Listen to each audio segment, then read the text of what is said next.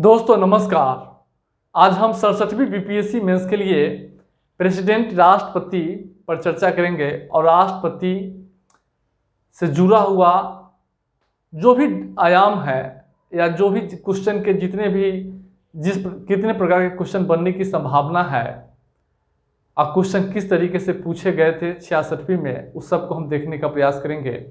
दोस्तों उससे पहले यदि आप 67वीं बीपीएससी मेंस के जीएस पेपर 1 और 2 की तैयारी उच्च स्तरीय और एक्सीलेंट करना चाहते हैं तो टीम जीसीएस आईएएस का 95 वीडियो 95 पीडीएफ पढ़कर जा सकते हैं। इसका चार्ज 2500 है।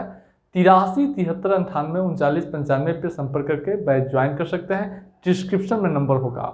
आइए अब हम लोग राष्ट्रपति को देखने का प्रयास करेंगे। इस दौरान जो है राष्ट्रपति की शक्ति एवं कार्य और राष्ट्रपति पद की महत्व क्या है वह देखेंगे। मेंस अप्रोच से, चूंकि मेरी क्लास है, हम पीटी अप्रोच से नहीं पढ़ाते हैं। पीटी अप्रोच से पढ़ाना मेरा उद्देश्य नहीं है। मेरा उद्देश्य है मेंस अप्रोच से पढ़ाना। जो मेंस में जिस तरीके से क्वेश्चन आएगा, मेंस में जो क्वेश्चन आएगा उसका कंटेंट आपको पीडीएफ से वीडियो से आ जाएगा। बस इस पर आपको फेथ करना होगा, विश्वास करना होगा। आप आश्वस्त रहिए, बस पढ़ कर जाइए, आपका रिजल्ट हो जाएगा। अब 65 बीपीएससी में हर चौथा लोग इंटरव्यू के लिए कैसे क्वालिफाइंग कर गए, मेंस कैसे क्वालिफाइंग किए। बात हमारी हो रही थी, सारे लोग की स्थिति अच्छी थी, सब लोग जो है क्वेश्चन भी लड़ा था, मेहनत किए थे और वही परिणाम है। और मुझे लगता है कि उसमें ज़्यादातर लोग इस बार रिजल्ट ले रहे हैं। फाइनल रिजल्ट में हम बहुत जल्दी आपका अनाउंस करेंगे। सोचना हमको मिलेगा कि किनका किनका हुआ है। मुझे लगता है कि सबका हो रहा है इस बार। तो दोस्तों हम जो है राष्ट्रपति से जुड़ा हुआ कोई क्वेश्चन आ जाएगा। हाँ, एक और बात कि 66वीं बीपीएससी मेंस बैच में 166 जो है भावी ऑफिसर जुड़े हुए थे। 166। और आप समझ सकते हैं 166 में कम से कम रिजल्ट होगा तो मुझे लगता है कि बड़े पैमाने पर रिजल्ट होगा, बड़े पैमाने पर रिजल्ट होगा। और ट्रिपल डिजिट जो है हम इस बार पार कर रहे हैं। जीसीएस आईएएस से 66वीं में ट्रिपल डिजिट में रिजल्ट होने जा रहा है, आप देखिएगा फाइनल। तो अब हम लोग राष्ट्रपति से जुड़ा हुआ कोई भी क्वेश्चन आ जाएगा तो उसकी भूमिका कैसे लिखेंगे वह देखना है। सबसे पहले राष्ट्रपति क्या है, तो संघ के कार्यपालिका के प्रधान को राष्ट्रपति कहा जाता है। सबसे पहला लाइन यही होना चाहिए। संघ यानी भारत सरकार। जैसा कि पहले ही जानते हैं कि भारत में जो है संघात्मक शासन प्रणाली की स्थापना की गई है या संघात्मक व्यवस्था अपनाया गया है। संघात्मक व्यवस्था में दो प्रकार की सरकार होती है, एक संघ सरकार और उसकी एक इकाई यानी राज्य। तो जो भारत सरकार है उसको संघ सरकार कहा जाता है, याद रखिएगा, संघ सरकार। तो यहां संघ के कार्यपालिका के प्रधान को राष्ट्रपति कहा जाता है। अब कार्यपालिका में भी आप लोगों को डाउट होता होगा। तो शासन के 3 अंग है, कार्यपालिका, विधायिका, न्यायपालिका। कार्यपालिका का काम है, सबसे पहले विधायिका देख लीजिए। विधायिका का काम है कानून निर्माण करना। तो विधायिका कौन है, संसद और राज्य विधानमंडल विधायिका है। कार्यपालिका कौन है, तो जो सरकार होता है, जो विभिन्न प्रकार के मंत्री होता है, प्रधानमंत्री है, मुख्यमंत्री है या अन्य मंत्री है। तो कार्यपालिका भी 2 प्रकार के होता है, एक अस्थाई एक अस्थाई। तो अस्थाई कार्यपालिका जो है, आप लोग ऑफिसर बनेंगे तो आप लोग बनेंगे, अस्थाई कार्यपालिका का ही भाग होंगे। और अस्थाई यानी राजनीतिक कार्यपालिका जो होगा वो होता है मंत्री जो विभिन्न प्रकार के जो चुनाव जीतकर मंत्री बनते हैं वे होता है। तो भारत सरकार संघ के कार्यपालिका यानी भारत सरकार के कार्यपालिका का प्रधान जो है, संघ के कार्यपालिका के प्रधान को राष्ट्रपति कहा जाता है। और अनुच्छेद 52 के अनुसार भारत में एक राष्ट्रपति होगा। अनुच्छेद 53 के अनुसार भारत की समस्त कार्यपालिका शक्ति, या स्पष्ट है संघ की कार्यपालिका शक्ति राष्ट्रपति में निहित होगी। भारत की नहीं, संघ की। अनुच्छेद 53 स्पष्ट करता है संघ की कार्यपालिका शक्ति राष्ट्रपति में निहित होगी। देखिए, लेकिन भारत में संसदीय शासन प्रणाली की स्थापना की गई है। संसदीय शासन प्रणाली में जो है राष्ट्राध्यक्ष होता है, वह संवैधानिक प्रमुख होता है, नाम मात्र का प्रमुख होता है। वास्तविक प्रमुख जो है, वास्तविक शक्ति मंत्रिपरिषद में रहता है। जो मंत्रिमंडल, जो विभिन्न प्रकार के जो मंत्रियों का समूह है, हम मंत्रिमंडल और मंत्रिपरिषद सेपरेट टॉपिक्स में पढ़ाने जा रहे हैं। संसद से आगे जो है आप देखते रहिए, बहुत रोचक टॉपिक्स पढ़ाएंगे, क्योंकि क्वेश्चन पूछने का दायरा अलग जा रहा है, इसलिए हमको भी उसी दायरे में जाना पड़ेगा। इसलिए हम इस बार नए 5-6 टॉपिक्स नया जोड़े हैं। जो पुराना टॉपिक्स है वो तो है ही, नया टॉपिक्स भी जोड़े, लेकिन फिर भी 17 टॉपिक्स ही हैं टोटल पॉलिटी में। 17 टॉपिक्स में पॉलिटी कंप्लीट 3 क्वेश्चन आप लिख लीजिएगा आसानी से। 17 में 3 आप आसानी से लिख लीजिएगा, बहुत अच्छा से लिख लीजिए। बस आपका काम है इसी को बार बार पढ़ना। तो संघ की कार्यपालिका शक्ति, तो संसदीय शासन प्रणाली में जो राष्ट्राध्यक्ष होता है वह जो है संवैधानिक प्रमुख होता है, नाम मात्र का प्रमुख होता है। वास्तविक शक्ति मंत्रिपरिषद में होती है, जिसके प्रधानमंत्री होते हैं। यानी एक तरीके से वास्तविक शक्ति जो है प्रधानमंत्री में निहित की जाती है संसदीय शासन प्रणाली में। भारत और ब्रिटेन दोनों में संसदीय शासन प्रणाली है। अब राष्ट्रपति की शक्ति एवं कार्य जो है, तो आप इसको भूमिका लिख दीजिएगा, समझ रहे हैं। इसके अलावा देखिएगा, राष्ट्रपति भले ही मतलब संवैधानिक प्रमुख है, लेकिन यानी राष्ट्रपति तो संवैधानिक प्रमुख है, लेकिन उनकी स्थिति जो है शासन में धुरी की समान है। क्या है? धुरी के समान है। वह संविधान के संरक्षक, प्रतिरक्षक और भारतीय एकता का प्रतीक है। भूमिका थोड़ा सा प्रभावी होना चाहिए। एक बार और सुन लीजिए। संघ के कार्यपालिका के प्रधान को राष्ट्रपति कहा जाता है। अनुच्छेद 52 के अनुसार भारत में एक राष्ट्रपति होगा। अनुच्छेद 53 कहता है कि संघ की कार्यपालिका शक्ति राष्ट्रपति में निहित होगी। भारत में संसदीय शासन प्रणाली अपनाया गया है, या संसदीय व्यवस्था अपनाया गया है। इसलिए राष्ट्रपति संवैधानिक प्रमुख, नाम मात्र का प्रमुख होता है, और वास्तविक शक्ति जो है मंत्रिपरिषद में निहित रहता है, जिसके प्रधानमंत्री होता है। तो राष्ट्रपति संवैधानिक प्रमुख है, लेकिन इसके बावजूद भी राष्ट्रपति पद का अपार महत्व है। वह शासन में धुरी के समान है। राष्ट्रपति का पद जो है भारत राष्ट्रीय एकता का प्रतीक है। वह संविधान के संरक्षक है, रक्षक है। तो आप देख रहे हैं, इसको लिखकर तब आगे बढ़िएगा। अब हम लोग राष्ट्रपति की शक्ति एवं कार्य को हम कई डायग्राम में देखे हैं, एक बार देख लीजिए। सबसे पहले हम लिखे हैं प्रशासनिक शक्ति, फिर कार्यकारी शक्ति, फिर विधायी शक्ति, फिर राजनयिक शक्ति, फिर परामर्शी शक्ति, फिर राज्यों से संबंधित शक्तियाँ, आपात शक्तियाँ, न्यायिक शक्तियाँ और सैन्य शक्तियाँ। हम एक राष्ट्रपति का विशेषाधिकार है, हम उसको उसकी महत्व में जो है दिखा रहे हैं। PDF में इसी में होगा, हम अलग सेपरेट कर दिए हैं।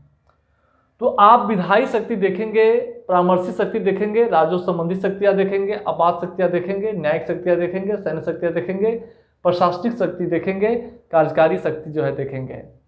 ये सभी पहले ही कह चुके हैं कि अनुच्छेद 53 जो है कहता है, अनुच्छेद 53 के अनुसार संघ की कार्यपालिका शक्ति राष्ट्रपति में निहित होगी, स्पष्ट रूप से है। यानी ये सभी कार्य जो है राष्ट्रपति में निहित है। तो अब हम लोग आगे चल देखेंगे। सबसे पहले आप कार्यपालिका शक्ति जो है देखेंगे, प्रशासनिक शक्ति, कार्यकारी शक्ति देखिए। तो अनुच्छेद 77 कहता है कि संघ के सभी कार्य जो है राष्ट्रपति के नाम से किए जाएंगे। संघ के सभी कार्य राष्ट्रपति के नाम से किए जाएंगे, और भारत सरकार का समस्त निर्णय जो है वह राष्ट्रपति का माना जाएगा। भारत सरकार कोई भी काम करता है तो वह काम किसके नाम होगा? राष्ट्रपति के नाम होगा। अब मान लीजिए किसी भी व्यक्ति के परिवार में, हम अपने किसी भी व्यक्ति के परिवार में घर के गार्जियन होता है, घर के कोई भी सदस्य कुछ भी करेगा तो नाम क्या होगा? परिवार के मुखिया, उनके पिताजी के नाम से ही जाने जाते हैं। तो राष्ट्रपति के पद को समझने के लिए किसी भी परिवार के जो घर के मुखिया जो होता है, वह मुखिया होता है, बुजुर्ग जो होगा, अभिभावक जो होता है वह होता है, और परिवार के जो अन्य सदस्य होता है, जो काम करता है, निर्णय लेता है, उसी के समान हो गया है। तो यहाँ परिवार के बुजुर्ग सदस्य जो है मंत्री, मतलब परिवार के बुजुर्ग सदस्य जो है राष्ट्रपति होता है, और परिवार के अन्य सदस्य होता है मंत्रिपरिषद, जिसके प्रधानमंत्री होता है। बस आप इसको परिवार के आधार पर देखेंगे तो आपको बखूबी समझ में आ जाएगा। अब हम आगे इसकी व्याख्या करेंगे, अभी थोड़ा सा कार्य पर हम चर्चा करेंगे। तो आप जो है कार्यकारी शक्ति में जो है, तो संघ के सभी कार्य राष्ट्रपति के नाम से किए जाएंगे, और भारत सरकार के संघ के सभी निर्णय राष्ट्रपति के माने जाएंगे। अनुच्छेद 77 कहता है, यानी और भारत सरकार द्वारा किए जाने वाले सभी कार्य जो है राष्ट्रपति के द्वारा प्रमाणित, मतलब राष्ट्रपति के नाम से ही जो है राष्ट्रपति द्वारा प्रमाणित माना जाता है। तो यह जो है कार्यकारी शक्ति आप देख लिए हैं, लेकिन ये सभी कार्यकारी शक्ति राष्ट्रपति स्वयं नहीं करता है, वो अपने मंत्रियों के माध्यम से कार्य करता है। ये जो भारत सरकार की जो मंत्रिपरिषद है, भारत सरकार है, काम तो मंत्रिपरिषद करता है, मंत्रिपरिषद करता है, लेकिन नाम किसका होगा? राष्ट्रपति का होगा। समझ रहे हैं? चूंकि प्रधानमंत्री मंत्रिपरिषद के प्रधानमंत्री होता है, और प्रधानमंत्री के नेतृत्व में ही मतलब सरकार चलता है, और सरकार के सारे निर्णय जो है प्रधानमंत्री ही लेते हैं, या उनके अधीनस्थ मंत्री, जो अस्थायी कार्यपालिका है यानी नौकरशाह, जिसमें आप लोग भी बनने जा रहे हैं, राज्य में आप लोग रहेंगे। एज कम होगा तो 20 साल के बाद जो है IPS बन जाइएगा, IAS बन जाइएगा, तो स्थिति हो जाएगा। एज कम वाले की संभावना रहती है। अब प्रशासनिक शक्ति में हम लोग देखेंगे, जैसा कि आप जानते ही हैं कि प्रशासनिक शक्ति में जो है कुछ पदों पर नियुक्ति का प्रावधान किया गया है, यानी संघ के अधीन कुछ पदों के प्रमुखों की नियुक्ति जो है राष्ट्रपति द्वारा की जाती है प्रशासनिक शक्ति के तहत। सबसे पहले आप देखेंगे तो नियंत्रक महालेखा परीक्षक की नियुक्ति राष्ट्रपति द्वारा की जाती है अनुच्छेद 148 के तहत। निर्वाचन आयुक्त की नियुक्ति, मुख्य निर्वाचन आयुक्त और अन्य निर्वाचन आयुक्त की नियुक्ति जो है राष्ट्रपति द्वारा की जाती है अनुच्छेद 324। उसके बाद महान्यायवादी जो अटॉर्नी जनरल होता है उसकी नियुक्ति भी राष्ट्रपति करता है। प्रधानमंत्री और अन्य मंत्रियों की नियुक्ति राष्ट्रपति द्वारा की जाती है। राज्यपाल प्रशासक की नियुक्ति राष्ट्रपति द्वारा की जाती है। उच्च न्यायालय के न्यायाधीश की नियुक्ति राष्ट्रपति द्वारा की जाती है। संघ लोक सेवा आयोग के अध्यक्ष और सदस्यों की नियुक्ति राष्ट्रपति द्वारा की जाती है। वित्त आयोग के अध्यक्ष की नियुक्ति राष्ट्रपति द्वारा की जाती है। तो हम सारा जो है आप देख लिए हैं। तो प्रशासनिक शक्ति में ये सब शामिल है। अब हम लोग जो है प्रशासनिक के बाद जो है हम लोग सीधे चलेंगे राजनयिक शक्ति, और राजनयिक शक्ति की से पहले विधायी शक्ति देख लिया जाए, ये ज़्यादा इम्पोर्टेंट है। तो विधायी शक्ति जो है, चूंकि आप पहले ही जानते हैं कि राष्ट्रपति संसद का अंग है। चूंकि 79 कहता है कि संसद लोकसभा और राज्यसभा और राष्ट्रपति से मिलकर बनेगा, तो राष्ट्रपति संसद का अंग है ना। तो संसद के अंग होने के नाते और राष्ट्राध्यक्ष होने के नाते राष्ट्रपति बहुत सारे काम विधायी शक्ति जो है संपन्न करता है। लेकिन यह याद रखिएगा, ये सारे कार्य जो है मंत्रिपरिषद की सहायता और सलाह से ही किया जाता है, क्योंकि अनुच्छेद 74 स्पष्ट करता है। अनुच्छेद 74 जो है एकदम स्पष्ट कहता है। 53 कहता है कि राष्ट्रपति संघ की समस्त कार्यपालिका शक्ति राष्ट्रपति में निहित होगी, और 74 कहता है कि राष्ट्रपति को सहायता और सलाह देने के लिए एक मंत्रिपरिषद होगा, और राष्ट्रपति ऐसी सलाह पे काम करेगा। आप में सारा शक्ति समाहित कर दिया गया है, लेकिन सारे निर्णय आपके नाम से लिए जाएंगे, सारा और सारा शक्ति आपके ऊपर है, लेकिन आप अपने से कुछ नहीं कर सकते हैं। आप किसके सलाह पे काम करेंगे? मंत्रिपरिषद। और उसके प्रमुख कौन होता है? प्रधानमंत्री। तो एक प्रकार का क्या समझ रहे हैं, घर के बुजुर्गे ना हैं? अब शैतान युवा जो है, मान लीजिए शैतान युवा घर के अगर कोई आदमी जो है, युवा सदस्य जो होगा, वह निर्णय ले रहा है और नाम किसका हो रहा है? घर के मुखिया का। घर के मुखिया कह दिया कि घर के मुखिया सब काम कर रहा है, लेकिन असली निर्णय कौन लेता है? घर के युवा सदस्य। आप देख रहे हैं, यही नहीं क्वेश्चन पीपीसी में आया है। आगे हम इस पर चर्चा करेंगे। तो विधायी शक्ति में तो संसद का अंग होने के नाते राष्ट्रपति को कई विधायक शक्ति का जो है काम करना पड़ता है, जिसमें आप एक एक करके आप देख सकते हैं। सबसे पहले देखेंगे अध्यादेश द्वारा कानून बनाना।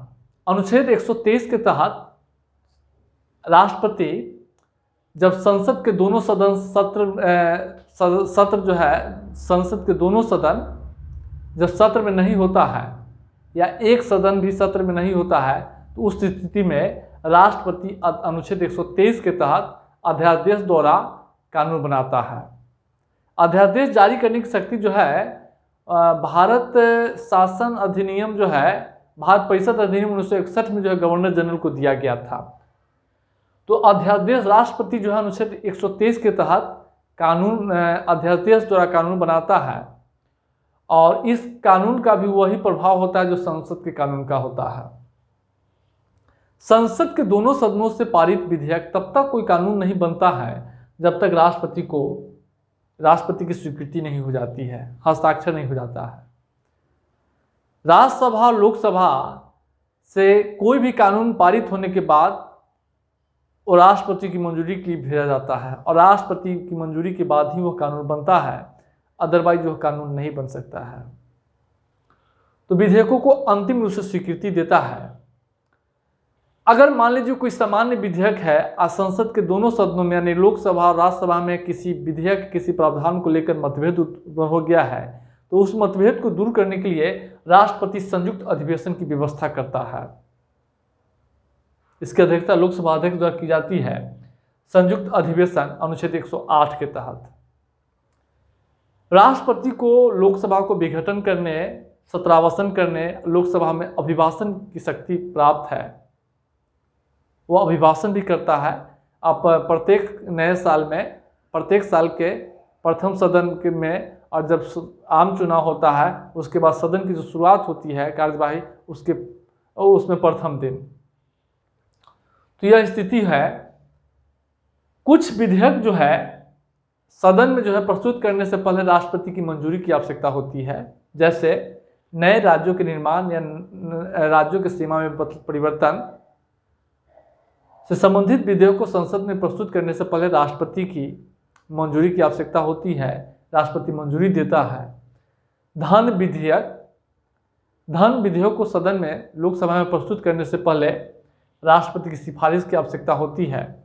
जैसा कि आप पहले से जो है जानते हैं, धन विधेयक अनुच्छेद 117 है, और ऐसा धन विधेयक, वित्त विधेयक जिससे पारित होने पर संचित निधि से जो है व्यय करना पड़े, तो वह उस स्थिति में जो है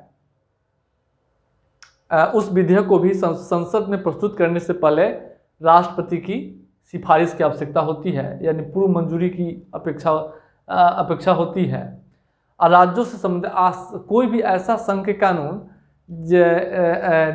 जिसमें जो कर से संबंधित बदलाव हो रहा हो और जिसमें राज्यों का हित जुड़ा हुआ हो, उस अधिनियम को भी सदन में प्रस्तुत करने से पहले राष्ट्रपति से मंजूरी लेनी पड़ती है सदन में प्रस्तुत करने के लिए।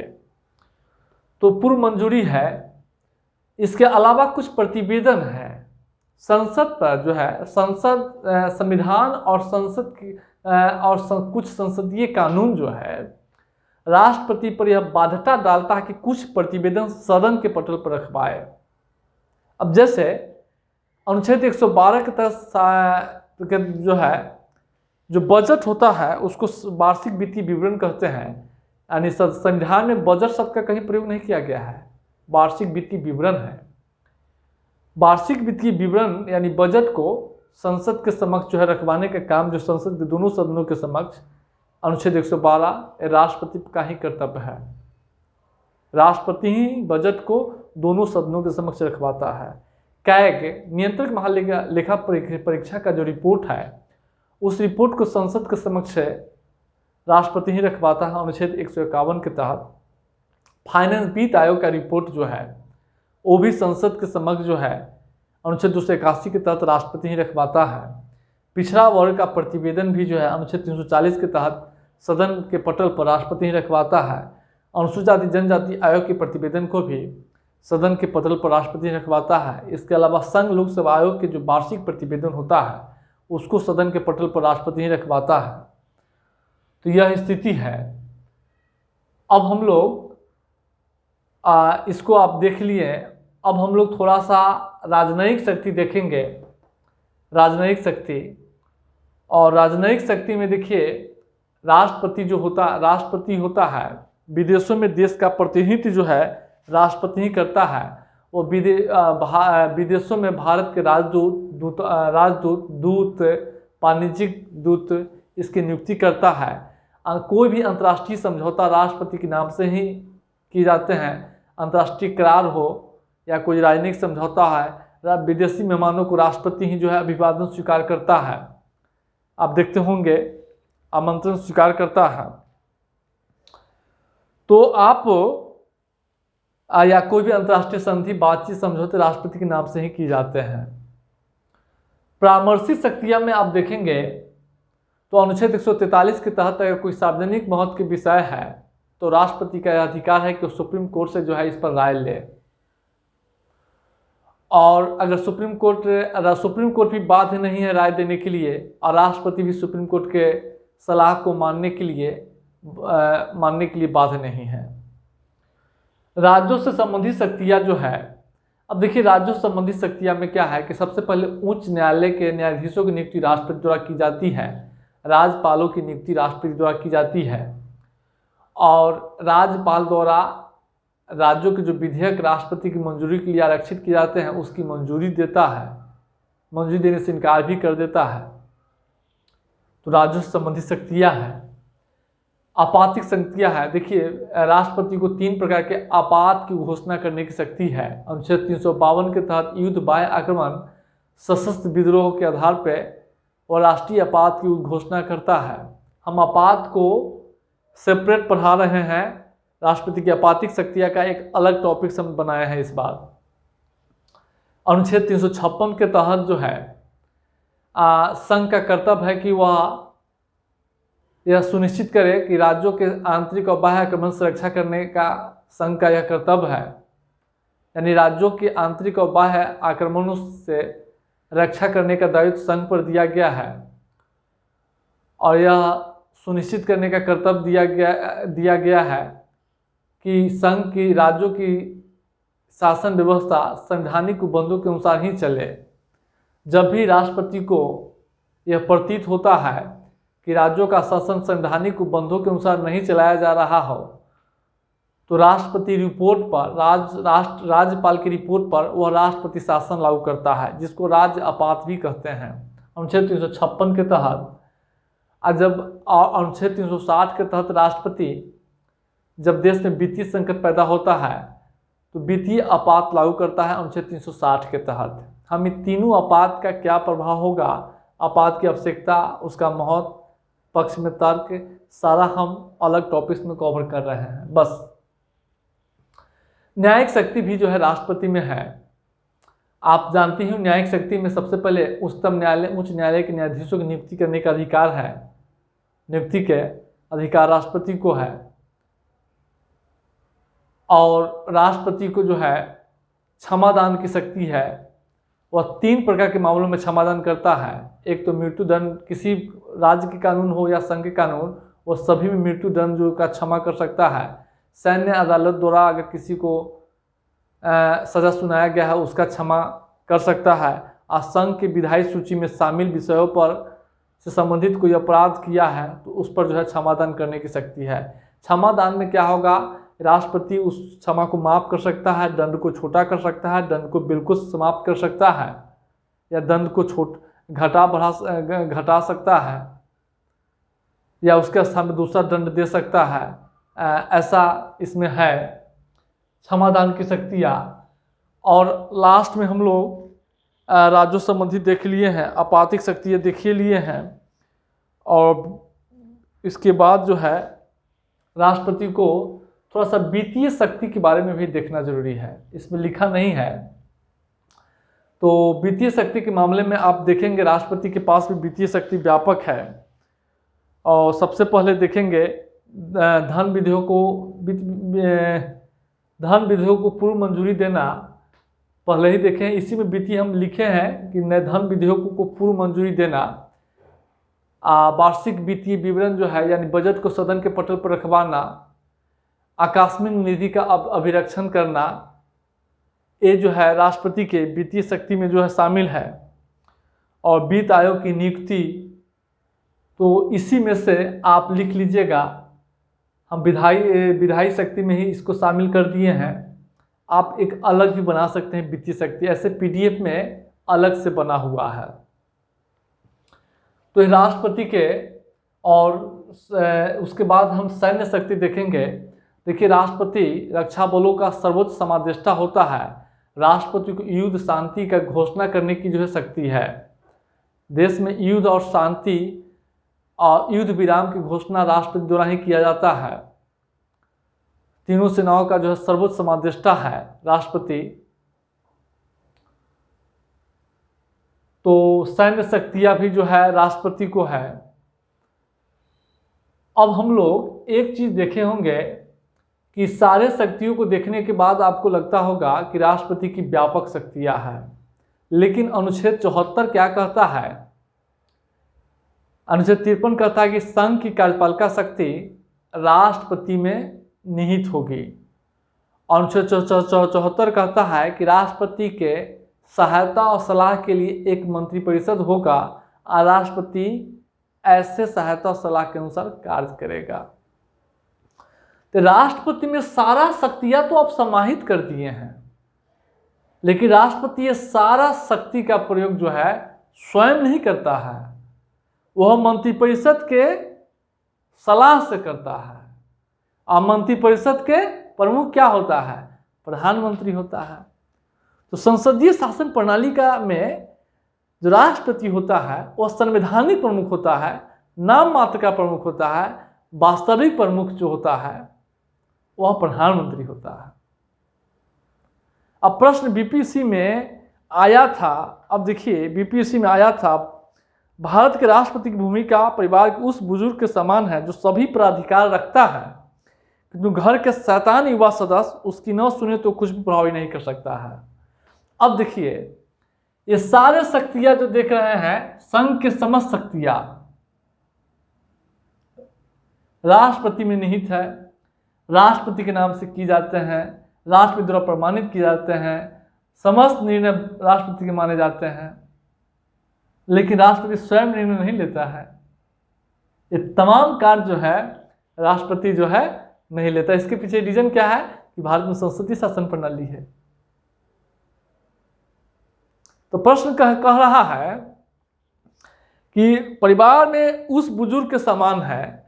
अब देखिए एक परिवार ले लीजिए जहां 5 सदस्य है और एक बी नाम के कोई व्यक्ति है और वह बुजुर्ग है, और उसके परिवार में सी डी ई एफ ये सब जो है परिवार के सदस्य, 2 लड़का है, लड़की है, पुतोह है, पोता है, ये सब मिलाकर, और समाज की प्रतिष्ठित व्यक्ति है या सामान्य आदमी ही है।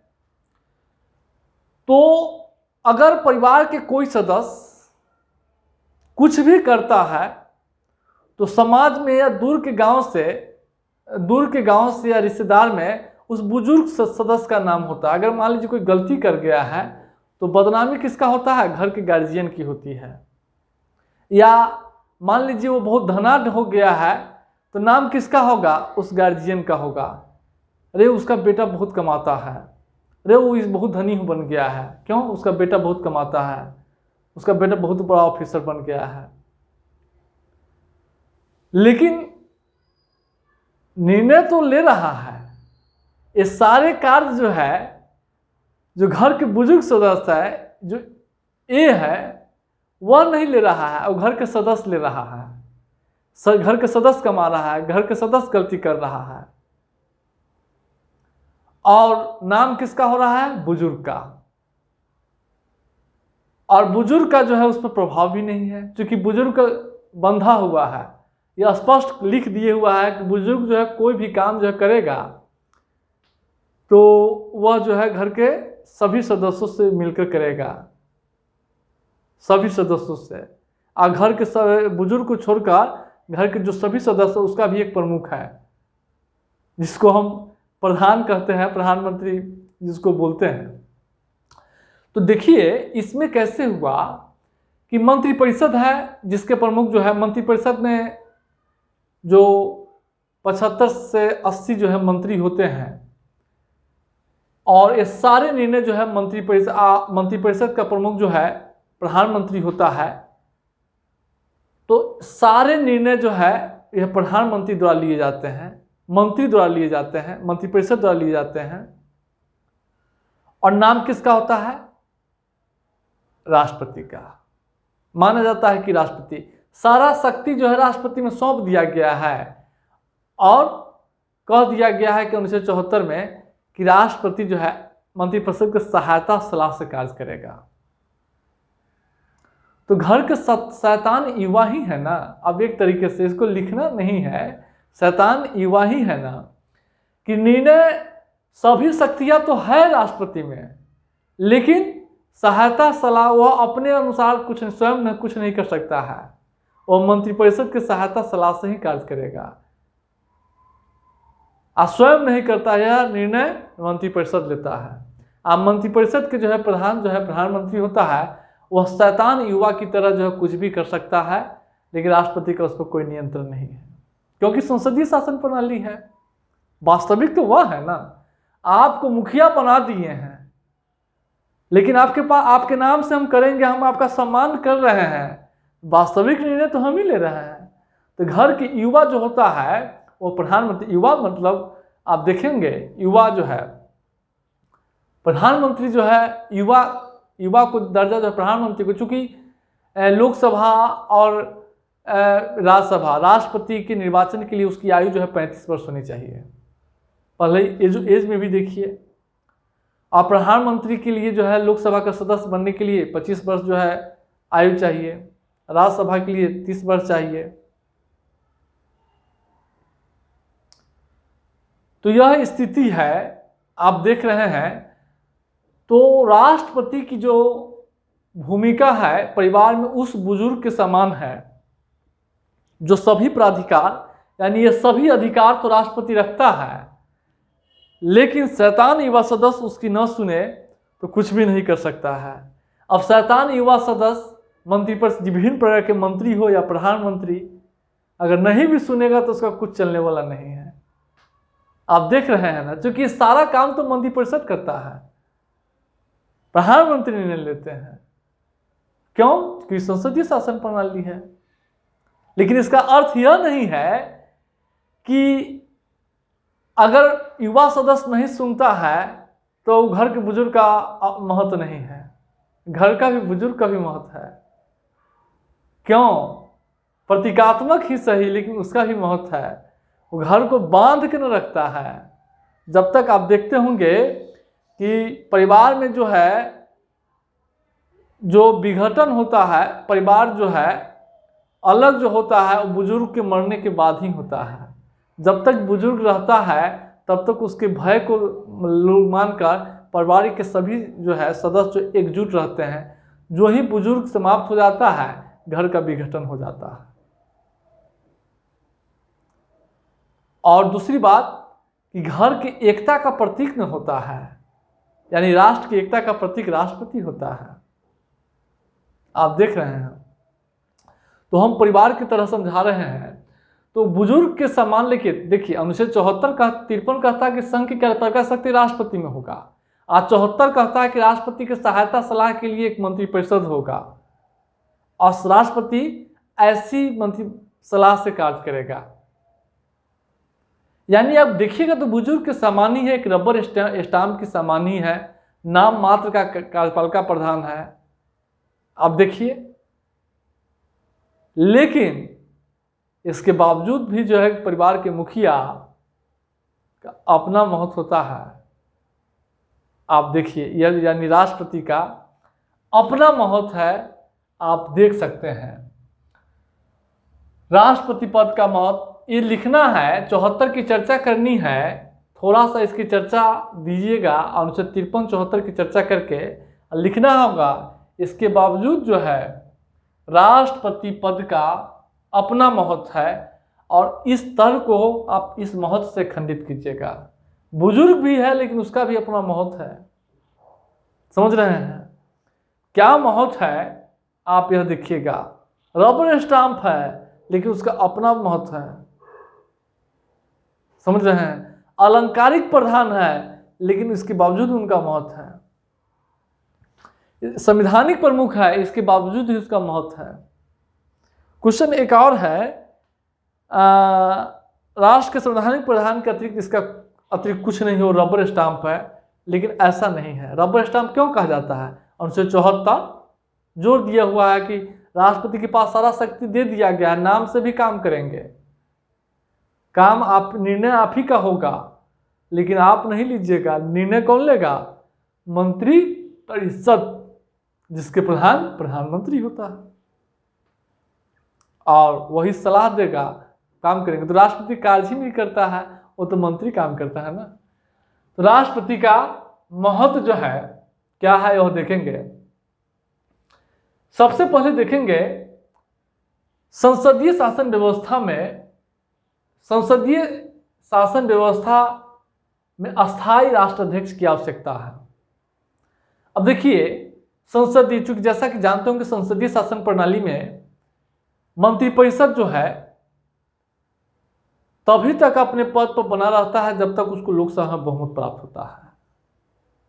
अनुच्छेद 75 कहता है कि मंत्रिपरिषद सामूहिक रूप से लोकसभा के प्रति उत्तरदायी होगा, यानी वह तभी तक काम करेगा जब तक लोकसभा में उसका बहुमत होगा। लोकसभा में बहुमत समाप्त होते ही वह क्या होता है, उसको त्याग पद देना होगा। मंत्रिमंडल ऑटोमेटिक समाप्त हो जाता है, त्याग पद देता है। तो ऐसी स्थिति में संसदीय शासन प्रणाली में जहां मंत्रिपरिषद सामूहिक रूप से लोकसभा के प्रति उत्तरदायी होती है, यानी सरकार जो है तभी तक अपना पद पर बना रहेगा जब तक कि लोकसभा में उसको बहुमत होगा। तो ऐसी स्थिति में यानी इसका अर्थ यह है कि मंत्रिपरिषद को कभी भी हटाया जा सकता है और नए मंत्रिपरिषद की नियुक्ति कभी भी हो सकती है। तो उस अंतराल में हटाने के लिए, नए मंत्रिपरिषद को नियुक्त करने के लिए एक ऐसे राष्ट्राध्यक्ष की आवश्यकता होती है, समझ रहे हैं, जो निरंतरता जो है बनाए रखे, निरंतरता जो है बनाए रखे, जिसके पास प्रधानमंत्री की नियुक्ति करने की शक्ति हो, समझ रहे हैं, और देश का प्रतिनिधित्व करे। आप देखिए ना, आप संसदीय व्यवस्था में राष्ट्राध्यक्ष की आवश्यकता है। तो संसदीय व्यवस्था में आप जानते ही अनुच्छेद 75 कहता है कि लोकसभा मंत्रिपरिषद सामूहिक रूप से लोकसभा के प्रति उत्तरदायी है। यानी इसका अर्थ है कि सरकार यानी मंत्री या प्रधानमंत्री तभी तक पद पर बना रहेगा जब तक उसको लोकसभा में बहुमत होगा। इसका अर्थ है कि मंत्रिपरिषद का विघटन कभी भी हो सकता है, नया मंत्री बन सकता है, प्रधानमंत्री नए त्यागपत्र दे सकते हैं, नए प्रधानमंत्री आ सकते हैं। ऐसी स्थिति में अगर मान लीजिए प्रधानमंत्री भी नहीं रहे, राष्ट्रपति भी नहीं रहे, तो एक अव्यवस्था फैल जाएगा ना। देश का प्रतिनिधित्व कौन करेगा? कोई सुप्रीम व्यक्ति होना चाहिए ना, जो समूचे राष्ट्र को जो है बांध कर रखे, संकट की स्थिति में रहना चाहिए कि नहीं। तो ऐसी स्थिति में एक ऐसे अस्थायी राष्ट्राध्यक्ष की जरूरत होती है जो नए प्रधानमंत्री की नियुक्त कर सके, मंत्री की नियुक्त कर सके और देश का प्रतिनिधित्व कर सके। इसलिए राष्ट्रीय व्यवस्था में इसकी आवश्यकता है और राष्ट्रपति को कुछ विशेषाधिकार भी दिया गया है। अब कहिएगा विशेषाधिकार क्या है? तो प्रधानमंत्री की नियुक्ति, अब देखिए, पहले ही जानते हैं कि प्रधानमंत्री वही बन सकता है या सरकार वही बना सकता है जिसको लोकसभा में बहुमत होगा। जिस पार्टी को लोकसभा में बहुमत होता है उसी पार्टी के कोई नेता प्रधानमंत्री बनता है। गठबंधन का दौर है, कई बार क्या होता है कि एक ही पार्टी को बहुमत नहीं मिल पाता है संसद में। अगर संसद में एक पार्टी को फुल बहुमत मिल जाता है तो फिर राष्ट्रपति उस पार्टी के ही नेता को प्रधानमंत्री नियुक्त करता है। राष्ट्रपति के पास कोई विकल्प नहीं है। जब किसी पार्टी को लोकसभा में बहुमत प्राप्त नहीं होता है और छोटे छोटे पार्टी मिलकर सरकार बनाता है, मोर्चा बनाता है, बहुमत का दावा करता है, उस स्थिति में मान लीजिए कई पार्टी मिलकर गठबंधन बनाया है और तीन गो मोर्चा बना दिए हुआ है। तीनों मोर्चा के नेता जो है राष्ट्रपति के यहाँ सरकार बनाने के लिए दावा पेश करने जा रहा है। तो वहाँ राष्ट्रपति को यह स्वयं निर्णय करना पड़ेगा कि किसका बहुमत है और किसको प्रधानमंत्री की शपथ दिलाया जाए, किसको प्रधानमंत्री की नियुक्ति किया जाए। तो उस स्थिति में राष्ट्रपति की भूमिका बढ़ जाती है जब किसी भी दल को स्पष्ट बहुमत नहीं मिलता है लोकसभा में और छोटे छोटे दल मिलकर सरकार बनाने का दावा पेश करते हैं। तो राष्ट्रपति की अपनी भूमिका है। इसके अलावा आप जो है देख रहे हैं विशेषाधिकार से लोकसभा का विघटन। मान लीजिए कोई मंत्रिपरिषद या प्रधानमंत्री जो लोकसभा में विश्वास खो दिया है और राष्ट्रपति को यह सिफारिश करता है कि वह लोकसभा को विघटन कर दे, तो उस स्थिति में राष्ट्रपति को देश हित में ध्यान में निर्णय लेना होगा, क्या ऐसा करना राष्ट्रहित के लिए आवश्यक है। अगर मान लीजिए चुनाव 6 महीना, अभी चुनाव में 6 महीना से बहुत पहले है, उस स्थिति में राष्ट्रपति को स्वयं यह निर्णय करना पड़ेगा कि क्या लोकसभा का विघटन करना उचित है, राष्ट्रहित में आवश्यक है। अगर कोई वैकल्पिक सरकार बनने की संभावना है तो राष्ट्रपति किसी दूसरे दल को आमंत्रित कर सकता है। वह आंख मूंद के प्रधानमंत्री के लोकसभा विघटन की सिफारिश को स्वीकार नहीं कर सकता है। लेकिन अगर चुनाव में 6 महीना ही बचा है तो उस स्थिति में राष्ट्रपति लोकसभा का विघटन कर सकता है। अनुच्छेद 74(1) में परंतु के अनुसार ऐसी राष्ट्रपति मंत्रिपरिषद से सलाह की अपेक्षा कर सकता है। मान लीजिए पुनर्विचार की अपेक्षा जो है कर सकता। मान लीजिए मंत्रिपरिषद को सलाह दिया है, अनुच्छेद 74 जानते हैं ना कि राष्ट्रपति सहायता सलाह के लिए मंत्रिपरिषद होगा और राष्ट्रपति इसी मंत्रिपरिषद के सहायता और सलाह से कार्य करेगा। यानी मानने के लिए बात है, सुन लीजिए। लेकिन उसमें परंतु जोड़ दिए हुआ है, वो पुनर्विचार के लिए लौटा सकता है। तो जो पुनर्विचार के लिए लौटाने की जो जिम्मेदारी दी गई है वो स्वयं राष्ट्रपति ही निर्णय लेता है। उनमें मंत्रिपरिषद की सहायता सलाह से कार्य करने की जरूरत नहीं है। प्रधानमंत्री की नियुक्ति हो या लोकसभा का विघटन, ये स्वयं प्रधानमंत्री ही निर्णय लेता है, स्वयं अपनी भूमिका है।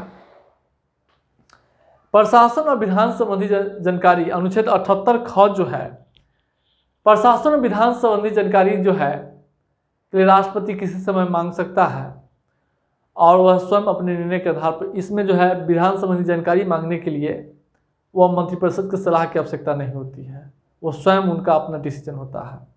किसी निर्णय को मंत्री ने निर्णय लिया है लेकिन मंत्रिपरिषद निर्णय नहीं लिया है, वो मंत्रिपरिषद की विनिश्चय के लिए लौटा दिया है। मान लीजिए कोई मंत्री राष्ट्रपति को कोई सुझाव दिया और उस सुझाव को जो है आप मंत्रिपरिषद जो है पे विचार नहीं किया, मंत्रिमंडल विचार नहीं किया है, तो राष्ट्रपति क्या करता है कि वह मंत्रिपरिषद के विचार के लिए जो है भिजवा सकता है, विनिश्चय के लिए जो है भिजवा सकता है। यह स्वयं राष्ट्रपति का निर्णय होगा, इसमें मंत्रिपरिषद की सहायता सलाह की जरूरत नहीं होगी।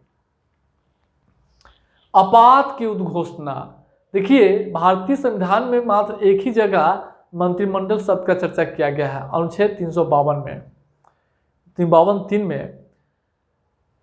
तो आप जानते ही होंगे जब आपात की घोषणा राष्ट्रपति द्वारा की जाती है, और पहले ही से पता है कि राष्ट्रपति स्वयं काम नहीं करता है, मंत्रिपरिषद की सहायता सलाह से कार्य करता है।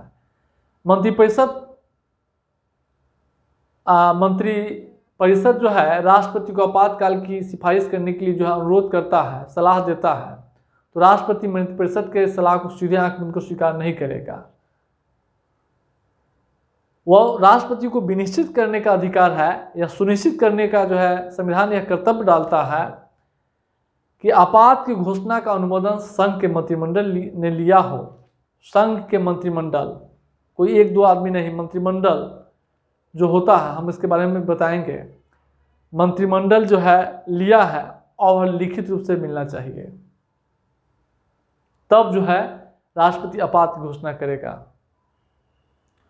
तो जो सुनिश्चित करने का कर्तव्य डालता है कि वो लिखित रूप से हो और संघ के मंत्रिमंडल यह निर्णय लो। कोई प्रधानमंत्री अगर निर्णय लेगा तो वो राष्ट्रपति नहीं मान सकता है वो सलाह। जब 1975 में इसी को लेकर विवाद हो गया था, प्रधानमंत्री कह दिया था, राष्ट्रपति लगा दिया था, आपातकाल लागू हो गया था। लेकिन उसके बाद जो 1978 में इसको और जो है स्पष्ट कर दिया कि आपात की घोषणा के लिए राष्ट्रपति को यह सुनिश्चित करना होगा कि आपात की घोषणा का निर्णय मंत्रिमंडल ने लिया है और राष्ट्रपति को लिखित रूप से दिया है। यह है। और प्रधानमंत्री की मृत्यु की स्थिति में मंत्रिपरिषद स्वतः विघटित हो जाती है और राष्ट्रपति की सहायता और सलाह के लिए कोई मंत्रिपरिषद नहीं रहती है, तो उस स्थिति में राष्ट्रपति स्वयं जो है नया मंत्रिपरिषद नियुक्त कर सकता है। तो आप जो है देख रहे हैं, इसमें स्पष्ट किया गया है कि सारा कार्य जो है मंत्रिपरिषद के सहायता सलाह से ही कार्य किया जाएगा। लेकिन इसके बावजूद भी राष्ट्रपति का अपना कुछ विशेषाधिकार है ना, प्रशासन विधान संबंधी जानकारी, प्रधानमंत्री की मृत्यु की स्थिति में, लोकसभा के विघटन की स्थिति में, आपात की स्थिति में, आपात की उद्घोषणा करने की स्थिति में विशेषाधिकार है कि नहीं। मंत्रिपरिषद के विचार के लिए, पुनर्विचार के लिए। इसके अलावा भी राष्ट्रपति की महत्ता, सर्वोच्च न्यायालय की टिप्पणी, राष्ट्रपति पद की कितनी महत्ता है सर्वोच्च न्यायालय की टिप्पणी से आपको पता चलेगा। कामेश्वर सिंह बनाम पंजाब राज्य में, कामेश्वर सिंह बनाम जो है शमशेर सिंह, सर्वोच्च न्यायालय ने शमशेर सिंह बनाम पंजाब राज्य के मामले में राष्ट्रपति पद की महत्ता पर कुछ इस प्रकार से जो है मत व्यक्त किया था। देखिए, भारत का राष्ट्रपति एक चमत्कारी शून्य नहीं है, वह राज्यों का प्रतिनिधित्व करता है। कैसे राज्यों का प्रतिनिधित्व करता है? राष्ट्रपति के निर्वाचन में राज्य विधानसभा के सदस्य भाग लेते हैं, यानी मतदाता होता है। जो विधायक होता है राज्यों के निर्वाचित विधायक, वह राष्ट्रपति के को जो है चुनता है। संसद के दोनों सदन और राज्यों के विधानमंडल के निर्वाचित सदस्य मिलकर एक निर्वाचन मंडल का निर्माण करता है। यही निर्वाचन मंडल राष्ट्रपति का चुनाव करता है। तो राज्यों के विधायक का यानी राज्यों का प्रतिनिधित्व करता है, समझ रहे हैं। और उसका राज्यों का, और राजनीति से ऊपर है। क्या है? राजनीति से ऊपर है, वह शीर्षस्थ पद है, शीर्षस्थ पद है। उनका लोगों और सार्वजनिक जीवन में लोगों से व्यापक जो है संपर्क है। सर्वोच्च न्यायालय का टिप्पणी था कि राष्ट्रपति की चौकस उपस्थिति अच्छे शासन के लिए आवश्यक है, अच्छे शासन के लिए आवश्यक है। यदि वह बड़ा होने के नाते टिप्पणी करे, चेतावनी दे, सलाह दे और प्रोत्साहन दे। अब घर के बुजुर्ग क्या करता है, घर के कोई सदस्य गलती करता है तो क्या करता है, वह टोकता है, टिप्पणी करता है, सलाह देता है, विचार विमर्श करने का सलाह देता है, प्रोत्साहित करता है अच्छा काम के लिए, चेतावनी देता है। तो राष्ट्रपति शासन के लिए आवश्यक है। शासन में कोई बड़ा आदमी होना चाहिए ना, जो शासन को चेतावनी दे, सलाह दे, मार्गदर्शन प्रदान करे। तो राष्ट्रपति नाम मात्र के प्रमुख होने के बावजूद भी बड़ा होने के नाते, घर के बुजुर्ग होने के नाते वह चेतावनी तो दे सकता है ना, सलाह तो दे सकता है, मार्गदर्शन दे सकता है ना। शीर्षस्थ पद है और राजनीति से ऊपर है, राज्यों का प्रतिनिधित्व कर रहा है, तो नाम मात्र का प्रमुख कैसे है? अपना महत्व है ना। अरे गार्जियन कैसा भी हो, गार्जियन गार्जियन होता है। अब सुन लीजिए, चाहे कैसा भी हो, शासन का धुरी है। वह क्या है? संकट के समय जो है वह क्या करता है? संतुलन बनाने का काम करता है। संतुलन जो है बनाने का काम करता है, वह शासन के लिए धुरी है। धुरी कैसे है? इसी धुरी के चारों तरफ न है सब चीज, सारा शक्ति तो इसी में निहित की गई है, इन्हीं के नाम से किए जाते हैं। आप देख रहे हैं ना।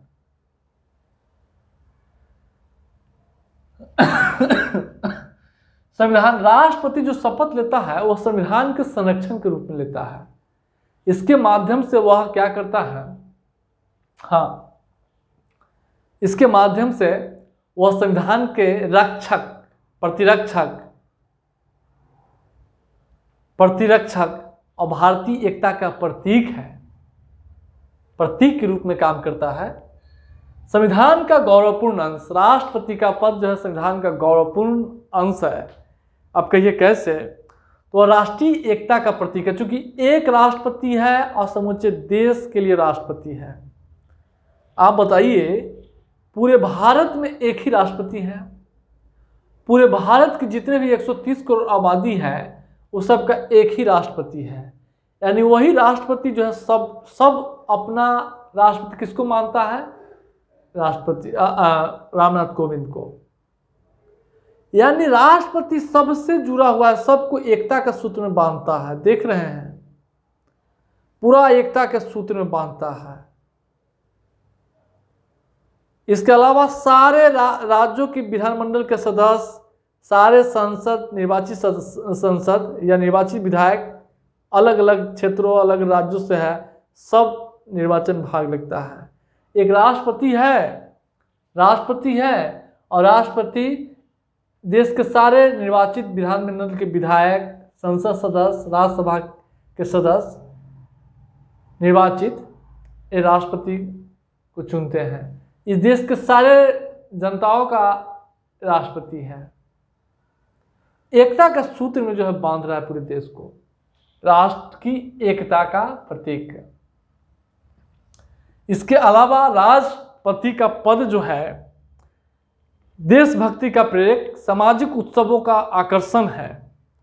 उनका जीवन जो है व्यापक जो है सार्वजनिक प्रचार का, या उनका जीवन जो है, उनका जीवन और गतिविधियां व्यापक सार्वजनिक प्रचार प्राप्त करती है। अब राष्ट्रपति जहाँ भी जाएगा एक बहुत बड़ा जो है जगह जगह टीवी में, मीडिया में, पेपर में चर्चा जोरों पर हो जाता है। राष्ट्रपति जहाँ भी जाता है व्यापक प्रचार है, हाईलाइट बनता है। देख रहे हैं, गणतंत्र दिवस के अवसर पे परेड की सलामी देकर जो है राष्ट्र की शोभा बढ़ाता है राष्ट्रपति। वह राष्ट्रीय उत्सवों का उद्घाटन करता है, अध्यक्षता करता है। राष्ट्रीय उत्सवों का, राष्ट्रीय पर्व का उद्घाटन, बहुत बड़ा बड़ा राष्ट्रीय पर्व जो है उद्घाटन करेगा, अध्यक्षता करेगा। आप समझ रहे हैं, तो कैसे उनका महत्व नहीं है? जो परिवार के जो बुजुर्ग सदस्य होता है, परिवार में कोई बड़ा काम होता है तो उसके नेतृत्व में ही होता है। समझ रहे हैं? अब घर में किसी को शादी हो रहा है तो घर के गार्जियन जो बुजुर्ग सदस्य को उसको बैठाया जाता है ना। आजकल तो नहीं बैठाया जाता है, लेकिन महत्व है। एक जगह तो महत्व है ही ना, दूल्हा के साथ जो है बुजुर्गे में बैठता है। हम भी तो बिहार से ही हैं, तो एक जगह तो बैठता ही है ना। तो आप देखते ही होंगे, भले उसका बात माने ना माने, लेकिन शादी विवाह में तो या अन्य त्योहारों में है ना भूमिका। गौरवपूर्ण अंश संघात्मक शासन के अनुकूल। तो आप देखे ही है कि संघात्मक शासन के चूंकि राज्यों का प्रतिनिधित्व करता है, राज्यों का अलग अलग दलों का सरकार होता है। अब ममता बनर्जी को देख लीजिए, थोड़ा भी कुछ होगा राष्ट्रपति से मिलने चले जाती है। तो राष्ट्रपति एक तो राज्यों का प्रतिनिधित्व कर रहा है, राज्य विधानमंडल के सदस्य निर्वाचित करते हैं उसमें, और लोकसभा राज्यसभा के निर्वाचित सदस्य भी है उसमें। और राष्ट्रपति जो है विपक्षी नेताओं से मिलते हैं, उनकी जो कुछ समस्या है वो सुनते हैं। तो संघात्मक शासन व्यवस्था के अनुकूल भी है और भारतीय एकता का प्रतीक आप देख ही रहे हैं। तो इस आधार पे आप खंडन कर सकते हैं कि राष्ट्रपति का पद जो है परिवार के उस बुजुर्ग के समान है, वो बुजुर्ग के समान है। समझ रहे हैं? उसको खंडन कर सकते हैं, अलंकारिक प्रधान को खंडन कर सकते हैं, नाम मात्र के शासक को खंडन कर सकते हैं। यह भी देख सकते हैं कि घर की युवा सदस्य जो है, घर के शैतान युवा जो है राष्ट्रपति को कुछ नहीं बिगाड़ता है, ऐसा कैसे होगा? महत्व है ना। ये घर के युवा सदस्य बात माने नहीं माने, लेकिन इसके बावजूद भी घर के जो मुख्य बुजुर्ग होगा उसका अपना महत्व होता है। तो आप इन्हीं चीज़ों से आप खंडित कीजिए, आपका आंसर तैयार हो जाएगा। और इसमें 38 नंबर में आपको 28 नंबर मिलेगा। सब चीज़ आपको स्पष्ट कर दिए हैं। पीडीएफ को अच्छा से पढ़िएगा। हम कल संघवाद या संसद जो है टॉपिक पर चर्चा करेंगे।